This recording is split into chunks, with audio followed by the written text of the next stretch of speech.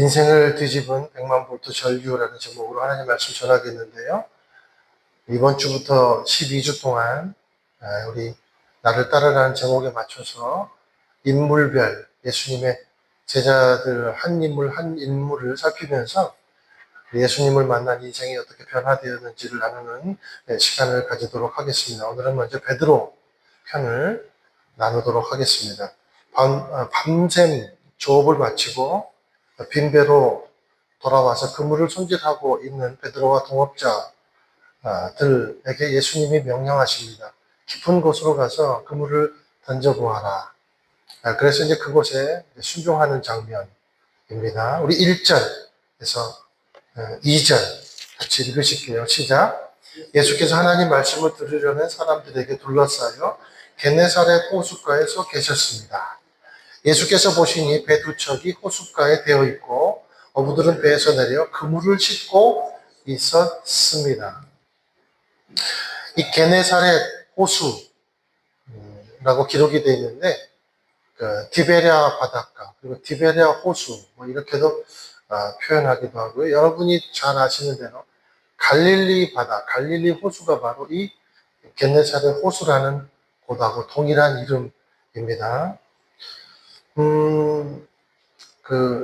고증을 보면 이 호수 크기의 면적이 166제곱킬로미터예요. 어떤 데는 144로도 나오더라고요. 여러분 이제 상상이 되십니까? 그래서 어떤 사람은 바다, 어떤 사람은 호수 이렇게도 표현하는데 이 크기가요, 제가 조사를 해보니까 경기도 안산이나 여러분 속초 이 정도의 면적을 갖고 있더라고요. 크죠? 그래서 제가 이제 궁금해가지고 궁금한 건 또 못 참잖아요. 그래서 제가 쓰고 있는 그 재미나이한테 물어봤어요. 빨리 대답해봐. 소양강댐 면적이 얼마나 돼? 물어봤더니 소양강댐 면적이 64에서 70제곱킬로미터라고 말해주더라고요. 그러니까 갈릴리 바다가 한 2.5배 정도 크기가 더 큽니다. 소양강보다, 소양강 댐보다 그렇게 생각하시면 되겠습니다.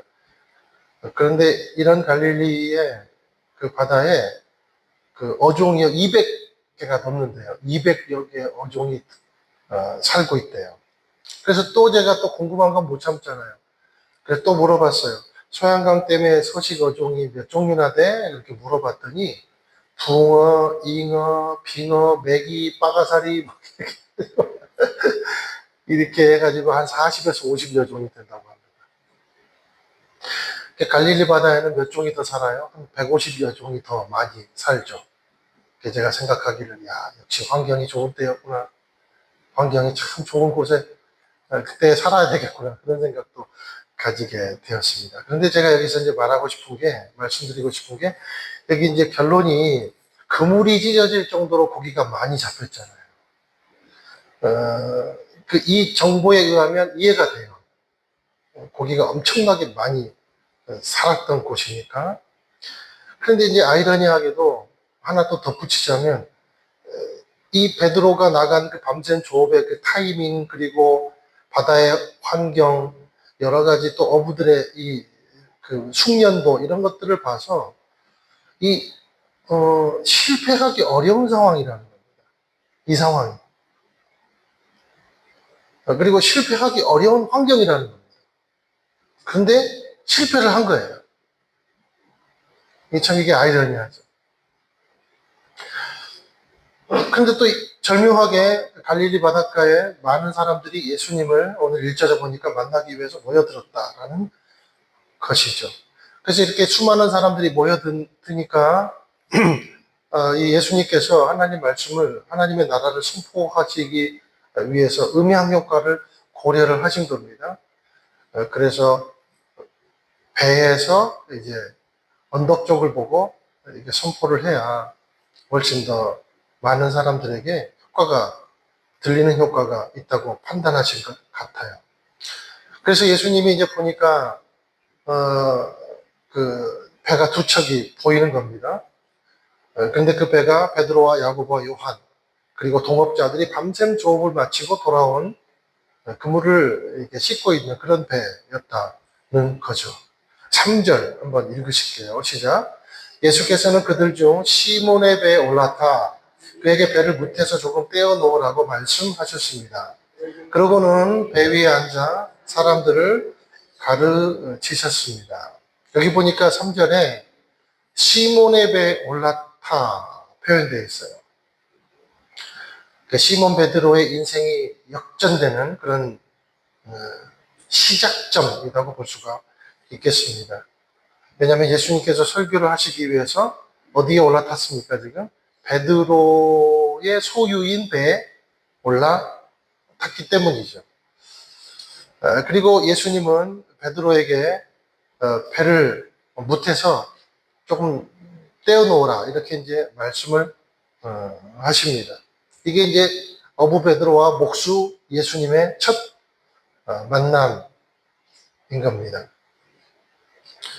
자, 그런데 베드로는 지금 어떤 상태에서 그러면 예수님을 만났겠는가라는 거죠. 자, 베드로는 지금까지 예수님을 선생님으로 알고 있습니다. 유명한 갈릴리에서 예수님이 사역을 시작할 때 아주 일약 스타가 됐잖아요. 엄청 기적도 많이 일으키시고 하나님 말씀도 기가 막히게 전파하시고, 그래서 많은 사람들에게 유명세를 이미 탄 상황입니다. 그러나 베드로는 그가 궁금은 했지만 자신과는 직접적인 연관이 없는 선생님으로 여겼다는 거예요. 그게 5절. 그래서 선생님이라고 표현하죠. 왜냐하면 그는 수산업에 종사하고 있었고, 그리고 수입도 짭짤했고, 그리고 자기 명의로 되어 있는 배도 있고, 그 베드로가 여러분 얼마나 튼튼한 사람이에요. 베드로 그러면 제가 상상하기엔 거의 어부, 이 식스팩을 가진 젊은이.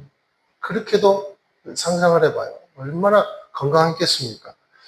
그래서 이 베드로는 밤새 고기를 잡으러 가는 일이 예수님을 만나러 집회를 가는 것보다 훨씬 더 중요하게 생각이 됐을 겁니다. 그런데 하필이면 갈릴리 바다, 자기의 삶의 터전에 예수님이 찾아오시고 많은 사람도 또 모여들고, 근데 그날따라 어종이 200개가 넘고 타이밍도 기가 막힌데 한 마리도 안 잡힌 거예요. 한 마리도. 그러니까 사실 경험상 잡히는 것보다 안 잡히는 것이 더 희한할 정도인 거예요. 그렇죠? 예를 들어보면 이런 겁니다. 우리가 그 여름 바닷가에 모기가 엄청나게 많은데 나는 에프킬라 2통을 들고 있어요. 그럼 아무데나 뿌리고 쏴도 그래도 모기가 다 죽잖아요. 그럼 내 주변에 있는 모기는. 그런데 한 마리도 안 죽는 거예요. 지금 그 상황이나 이 상황이 거의 비슷한 상황이다, 이렇게 볼 수가 있겠습니다. 분명히 오늘 날인데, 분명히 날인데 안 잡힌 거예요. 허를 찔린 겁니다. 자연에 의해 허를 찔린 것이죠. 어쩌면 우리 인생도 이와 같은 것 같아요. 살다가 허를 찔리는 경험을 하는 것이 인생이다라는 거죠. 저와 여러분도 살다가 헛 찔린 경험 많이 해보셨죠? 믿었던 자에게 배신도 당해보기도 하고, 살다가 전혀 생각지 못했는데 갑자기 어려운 문제가 생기거나 반대로 염려하고 근심했는데 아무것도 아닌데 그냥 지나가는 일도 있고, 그래서 인생은요 늘 긴장의 연속인 거죠. 가능성이 있는 것 같아서 여기다 투자를 했는데 부도를 맞는 경우도 있고, 그리고 내 경력과 내 지식으로는 충분히 될 일이었는데 환경과 타이밍이 받쳐주질 못해서 손해를 보는 경험도 있다는 겁니다. 오늘 틀림없이 계약할게요 그러고 갔는데 약속 장소에 없는 분도 있고, 그렇죠? 가장 믿었던 친구에게 배신당하기도 하고, 행복한 가정을 꿈꾸면서 결혼을 했는데 위기가 다가오는 경우도 있고, 어김없이 찾아오는 내일이란 손님이 우리에게 있잖아요. 저는 그렇게 생각해요. 내일은 늘 손님과 같은 거고요. 그런데 그 내일을 위해서 오늘 땀 흘리고 수고할 수밖에 없지만, 그러나 그 손님이 나에게, 내일이란 손님이 나에게 득이 될지 복이 될지 모르는 패턴의 반복이 바로 인생의 모양이 아닐까 생각해 보게 되었습니다. 베드로는 지금 허를 찔린 거예요. 그런데 어쩌면 어부 베드로의 빈 그물은 베드로를 변화시키기 위한 예수님의 주도적인 계획이 아니었나 생각을 해보게 되는 것이죠. 사랑하는 여러분, 우리가 예수님을 만나게 된 사건도 그렇습니다. 예수님이 조성하신 겁니다. 우리의 삶의 터전에, 우리의 인생의 한복판에 예수님이 세팅을 하시는 거예요. 그러니까 예수님이 주도하셨기 때문에 우리가 예수님을 만날 수 있었다라는 겁니다. 우리는 예수님을 만지지도 보지도 못하는 무지함 가운데 있었습니다. 모든 사람이 죄를 범하였기 때문에 아버지의 영광에 들어가지 못한 상황이 우리의 영적 상황이었다라는 것이죠. 그런데 언제나 주도하시고 언제나 문을 두드리는 쪽은 누구십니까? 예수님이시다는 거예요. 볼지어다 내가 문 밖에 서서 매일 너의 마음을 두드리려니 네가 내 음성을 듣고 문을 열면 내가 너에게로 들어가 먹고 너로 더불어 지내고 살리라. 언제나 문을 두드리는 쪽은, 주도하는 쪽은 누구세요? 예수님이시라는 거예요. 그래서 저와 여러분이 예수님을 만난 겁니다. 너는 나에게 관심이 없었지만 나는 삶에 지쳐 초췌해진 너의 눈동자를 보았다. 그리고 의미 없이 그물을 던지는 그런 모양을 내가 보았다. 나는 네 마음의 문제를 다 알고 있으며 네가 당한 그 문제를 인하여 내가 오늘 너에게 개입되기를 원한다. 이것이 오늘의 사건이라는 겁니다. 그러면 우리는 언제 희망이 생기는가? 자, 이런 예수님의 노크에 반응하면 희망이 생긴다는 거예요. 반응하지 않으면 희망이 없다는 거예요. 사랑하는 여러분, 날마다 예수님의 이 음성, 예수님의 이 주도하심에 반응하는 인생이 되기를 주님의 이름으로 축원을 드립니다. 자, 그 내용이 이제 4절에서 5절인데요. 4절 한번 먼저 읽으실게요. 시작. 말씀을 마치신 후 예수께서 물이 깊은 곳으로 나가 그물을 내리고 고기를 잡아라. 자, 예수님이 군중들을 향해 말씀을 다 마치시고 배 안에 같이 있던 베드로에게 명령을 하십니다. 그러니까 예수님이 이렇게 지금 베드로가 대답을 해요. 5절 읽으실게요. 시작. 시몬이 대답했습니다. 선생님, 저희가 밤새도록 애썼지만 아무것도 잡지 못했습니다. 그러나 선생님의 말씀대로 제가 그물을 내려보겠습니다. 자, 어부인 베드로가 목수인 예수님의 명령에 지금 순종하는 장면인데 단서를 이렇게 달아요. 선생님, 저희가 밤새도록 애썼지만 아무것도 잡지 못했습니다. 그러니까 이 말은 무슨 말이냐면 우리의 통밥, 우리가 수백 년 동안 내려오는 어부들의 지식으로는 이 시간에 그물을 내린다는 것은, 특히 깊은 데로 가가지고 그물을 내린다는 것은 지나가는 당나귀가 웃을 일입니다만은 선생님이 그렇게 유명하시고 선생님이 굉장한 뭔가를 갖고 계시고 그러니까 한번 우리가 순종해 보겠습니다 이런 뜻입니다. 그런데 그 결과가 어떤 결과를 낳았는가? 다른 배에 있는 동업자들까지 불러서 그물을 들어 올려야만 됐다는 거예요. 그리고 배가 가라앉을 정도로 고기가 너무 많이 잡힌 겁니다. 그러니까 대박을 친 거예요. 쉽게 얘기하면. 돈방석에 앉은 거예요. 그럼 이제 우리는 이것에만 집중하죠. 야, 우리도 기도하고, 우리도 좀 그냥 예수님. 지금 예수님의 의도와 베드로의 순종이 이렇게 지금 결과를 낳은 겁니다. 6절, 7절 읽으실게요. 시작. 어부들이 그 말씀대로 했더니 그물이 찢어질 정도로 많은 고기들이 잡혔습니다. 그래서 그들은 다른 배에 있는 동료들에게 와서 도와달라고 숨짓했습니다. 그들이 와서 두 배의 고기를 가득 채우자 배가 가라앉을 지경이 됐습니다. 베드로가 자기 경험을 물리치고 예수님의 말씀에 순종을 하니까 그물이 찢어지고 배가 가라앉을 정도로 만선의 기쁨을 지금 누리게 된 겁니다. 사랑하는 여러분, 베드로는 예수님 가까이 있었습니다. 축복의 비결은요, 예수님 가까이 있는 거예요. 예수님 가까이 있는 거예요. 예수님을 가까이 할 때 우리는 희망을 길러 올릴 수 있는 것이죠. 지금 당장 눈에 보이는 것이 없어도 내일을 살아갈 에너지를 얻는 그 원천은, 그 비결은 바로 예수님을 가까이 하는 길에 있는 줄로 믿습니다. 예수님을 가까이 하면요, 어떤 눈물이 회복이 됩니다. 들리지 않았던 귀가 들리게 됩니다. 굳게 닫혔던 입이 열리게 됩니다. 웃지 않던 얼굴이 아이처럼 밝아지는 비결이 있습니다. 그것은 뭐냐면 예수님을 가까이 하는 것입니다. 이것을 믿고 누리게 되시기를 주님의 이름으로 축원을 드립니다. 저와 여러분이 예수님을 가까이 했을 때 영적 만선의 기쁨이 있는 줄로 믿습니다. 그리고 충족하는 은혜도 있게 될 줄로 믿습니다. 타이밍이 다를 뿐이에요. 베드로는 예수님을 처음 만나고 자기가 갖고 있던 프로급인 통밥을 내려놓고 예수님에게 순종을 했습니다. 자, 그런데 지금부터가 집중해야 될 놀라운 일들이 벌어지는 거예요. 그런데 예수님께 순종을 했어요. 그런데 순종하는 동기가 굉장히 아이러니해요. 순종의 동기가 뭐였습니까? 실패였다는 거예요. 실패.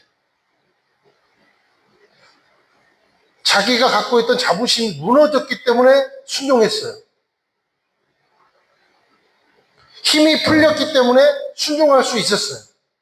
사랑하는 여러분, 말씀이 나를 사로잡을 때는 언제인가? 힘 빠질 때입니다. 힘 빼야 돼요.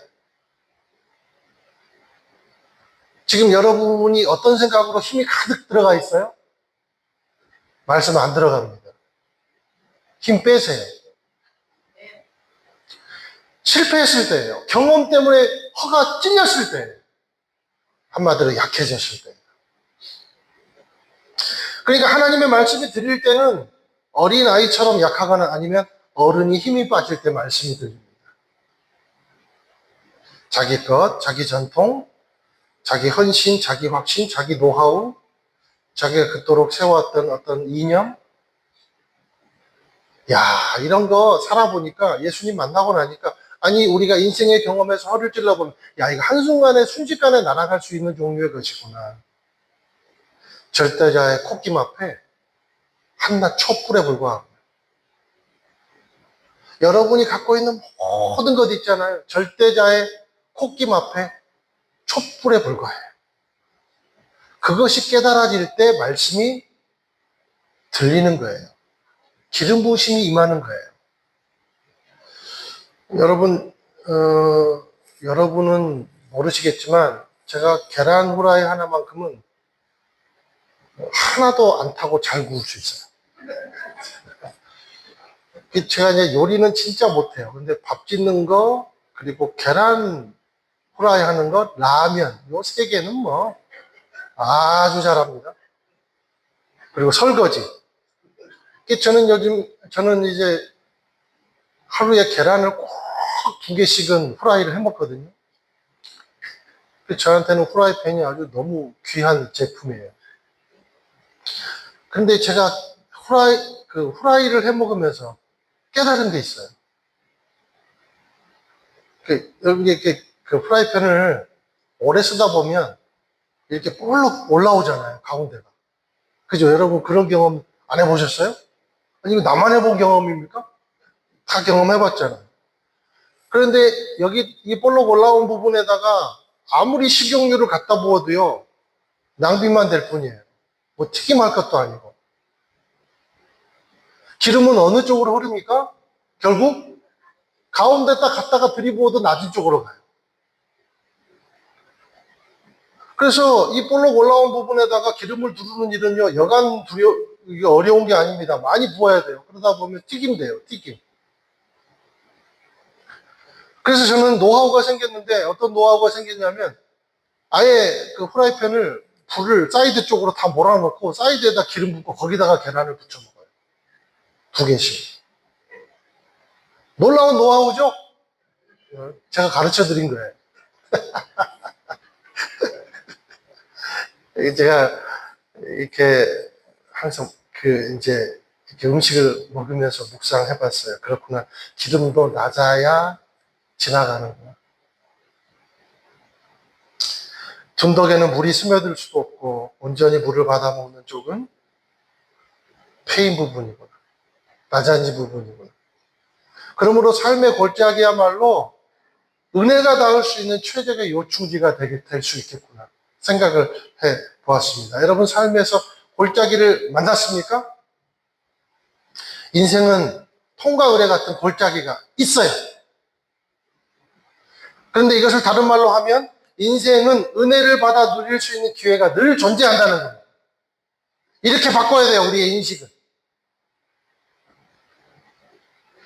볼록해진 자, 교만해진 자, 자기의 안위 외에는 관심이 없는 이기적인 자, 내 생각, 내 경험으로 가득 차서 그 볼록해진 그 상태로는 하나님의 말씀을 받을 수도 없고 순종할 수도 없겠구나.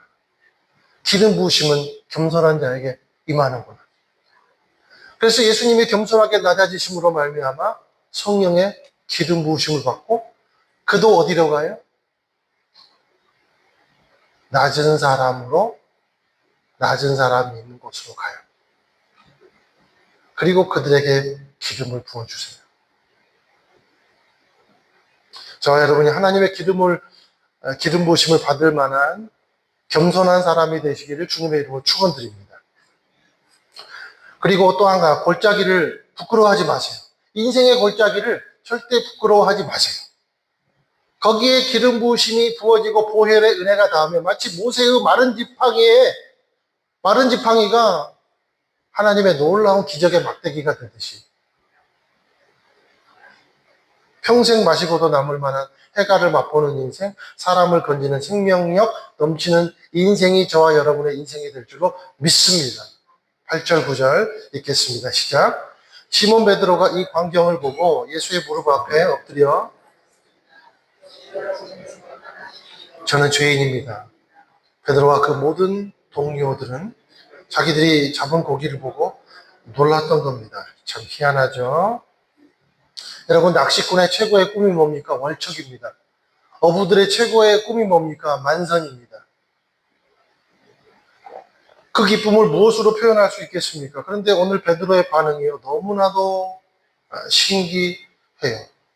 다른 동료들은 고기를 잡느라고 정신이 없는데 베드로는 뭔가 지금 영적 지각 변동이 혼자 일어나고 있는 거예요. 그러면서 하는 고백이 8절에 보니까 이제 선생님이라 그랬다가 주여 그러면서 뭐라고 말하냐면 저를 떠나 주십시오.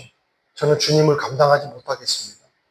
왜냐하면 저는 죄인이기 때문입니다. 자, 만선의 목적을 이뤘어요. 돈방석에 앉았어요. 그런데 그것과 관련된 감사의 고백이 나올 줄 알았는데 너무 기쁜 고백이 나올 줄 알고 예수님 입에서 떠나가지 마시고 나와 함께 있어주세요. 그런 고백이 나올 줄 알았는데 주여 나를 떠나소서. 나는 죄인입니다. 그렇게 말하고 있는 거예요. 주여 나를 떠나소서. 이 말이 무슨 말입니까? 이제 내 목적 이뤘으니 주님은 없어도 됩니다. 이런 말입니까? 솔직히 저 같으면요, 이렇게 말했을 것 같아요. 예수님, 야, 동업합시다, 동업. 예수님 막 손 붙잡고, 같이 동업하자고.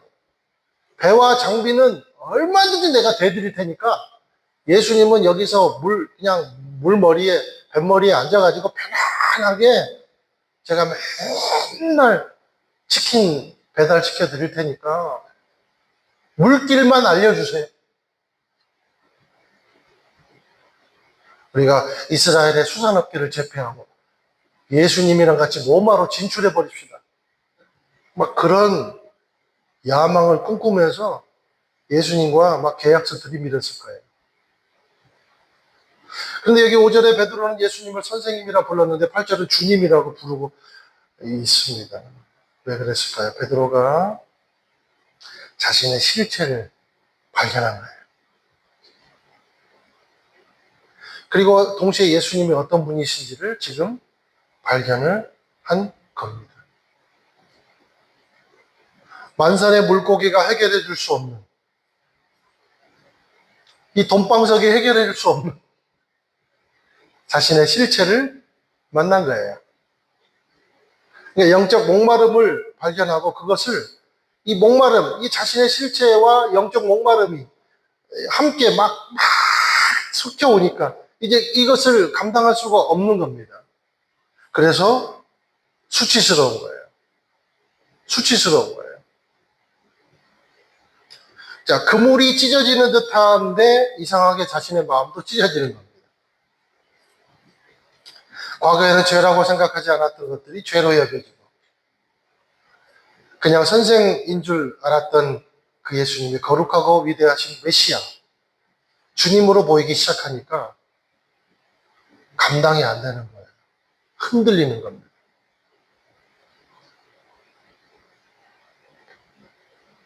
견딜 수 없는 거예요. 왜냐하면 전류가 흐르니까. 고목은 흔들리지 않지만 거목은 흔들린다. 무슨 의미냐면 두껍고 오래됐다고 꿈쩍 않는 고목은 죽을 날만 기다리지만 흔들리며 강해져 가는 거목은 생명력이 넘치더라는 겁니다. 사랑하는 여러분, 저와 여러분은 거목입니까? 고목입니까? 흔들리지만 성장하고 있습니까? 꿈쩍도 하지 않고 있습니까? 저는 오늘 1대1을 하는 형제에게 오늘 첫 시간이었는데 이렇게 고백했어요. 우리 새순교회 성도님들이 영적 성숙에 이르기를 원하는 한 해가 되게 기도해 주세요. 거목이 되게 기도해 주세요. 목마름을 해결하는 문제는 기적 이상의 문제예요. 우리는 기적에 목말라 사는 인생이 되어서는 안 됩니다. 목마름이 해결된 기적의 인생이 돼야 돼요. 다시 한번 말씀드릴게요. 우리는 기적에 목말라 하는 인생이 되어서는 안 되고 목마름이 해결된 기적의 인생이 돼야 됩니다. 그것이 저와 여러분의 삶이어야 돼요. 선생에서 주님으로. 저와 여러분도 예수님을 만나면 만날수록 그분에 대한 고백이 깊어지게 되시기를 주님의 이름으로 축원을 드립니다. 엄청난 축복 뒤에 오는 그 감정, 그 전류. 도대체 주님 앞에서 나는 누구인가? 나는 보잘것없는 죄인에 불과했구나. 나는 지금 이 돈방석, 대박, 이 만선이 문제가 아니라 은혜가 필요한 사람이구나. 이것이 영적 전복이에요. 심령에 흐르는 100만 볼트 전류인 거죠. 묻겠습니다. 저와 여러분의 심령 속에는 아직도 이 전류가 흐르고 있습니까? 단선됐어요? 쇼트 났어요? 쇼트?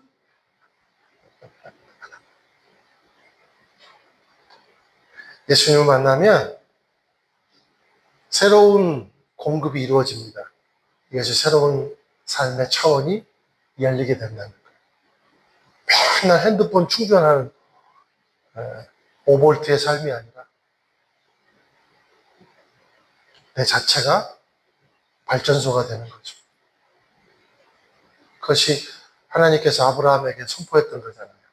너는 축복의 발전소 그 자체가 될 거다. 저와 여러분의 인생이 이런 인생이 된 줄로 믿으시기를 축원드려요. 주님을 만나면 완전히 가치관이 달라집니다. 돈이 다였고 출세가 다였고 건강이 다였고 떵떵거리며 큰소리치며 사는 것이 인생의 목적이었는데 예수님을 만나고 나니까 그런 것들이 정말 아무것도 아닌 허공의 불나방처럼 타버리는 거죠. 인생의 인색함이 다 사라져버리는 거예요. 이것이 성령 만난 사람입니다. 그러므로 우리 인생의 경로를 온전히 틀 수 있는 힘은 무엇인가? 예수님과 만나는 예수님을 만나십시오. 우리 10절, 11절 읽겠습니다. 시작. 세베대의 아들이며 시몬의 동료인 야고보와 요한도 놀랐습니다. 그때 예수께서 시몬에게 말씀하셨습니다. 두려워하지 마라. 이제부터 너는 사람을 낚을 것이다. 그래야 그들은 자신들의 배를 무태대고 모든 것을 버려둔 채 예수를 따라갔습니다. 제가 설교의 서두에 겟네사렛 호수가 166제곱킬로미터, 옛날 평방미터 그러죠. 166제곱킬로미터에 갇힌 인생에 예수님의 소명이 닥치니까 어때요? 예수님의 소명이 덮치니까 이 면적 안에서만 꿈꾸고 이 면적 안에서만 숨쉬고 이 면적 안에서만 살아가는 그 인생이 어떻게 돼요? 예루살렘과 온 유대와 사마리아와 땅끝까지 이르러 증인되는 놀라운 삶이 되는 겁니다. 나는 주님처럼 십자가를 바르게 이렇게 서서 감당할 수 없습니다. 나를 거꾸로 박아주세요. 놀라운 인생이 되는 거예요. 우리는 베드로가 이 인생의 정복이 일어나지 않았다면 베드로의 이름을 지금 부르지도 않았을 거예요. 그런데 베드로가 이름을 지금도 부르고 있습니다. 초대교회 교부로, 반석 위에 교회를 세우는 자로 기억을 하고 있습니다. 저와 여러분은 지금 어느 평수에 갇혀 있습니까? 내 인생의 평수가 너무 작고 초라하다고 생각됩니까? 세상을 다 가져도 우리는 늘 갈등을 겪을 수밖에 없어요. 왜냐하면 세상이 주는 해갈은요, 바다의 짠물 같거든요. 아무리 마셔도. 입에만 단 설탕 덩어리이기 때문이죠. 그러니 채우고 안 채워지는 겁니다. 그러면 어느 인생이 값진 인생입니까? 어느 인생이 값진 인생일까요? 이제 베드로가 만난 인생. 그게 값진 인생입니다. 가고 싶은 길을 가는 것이 아니라 가야 하는 길을 가야 하는 사람. 하고 싶은 말만 하면서 사는 사람이 아니라 해야 되는 말을 하고 사는 사람. 그 사람이 값진 인생이에요.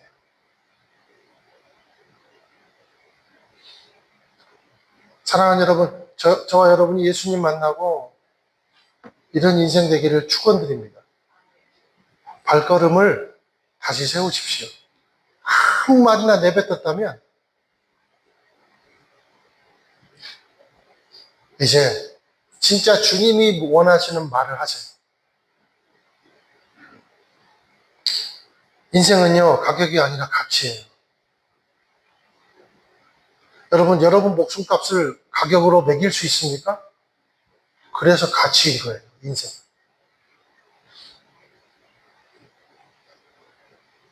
더 이상 두려워하지 마라. 넌 죄인이 아니라 제자다. 그러니 이제는 너는 사람을 낚는 어부가 될 것이다. 그러니까 사람을 이끄는, 많은 사람을 오른대로 돌아오게 하는 그런 어부가 될 것이다. 너는 비록 잡이 어부지만 너는 콜링은 사명자다. 그러니까 잡이 콜링이 되는 인생 내가 만들어 줄 것이다. 그래서 11절 그들은 자신들의 배를 무태대고 모든 것을 버려둔 채 예수를 따라갔습니다. 사랑하는 여러분, 그렇습니다. 어부에게 배와 그물은 자기 정체성이고 모든 것이에요. 그것을 버릴 수 있는 힘은 어디서 옵니까? 목숨보다 더 귀한 것이 사명임을 발견하는 데서 오는 것입니다.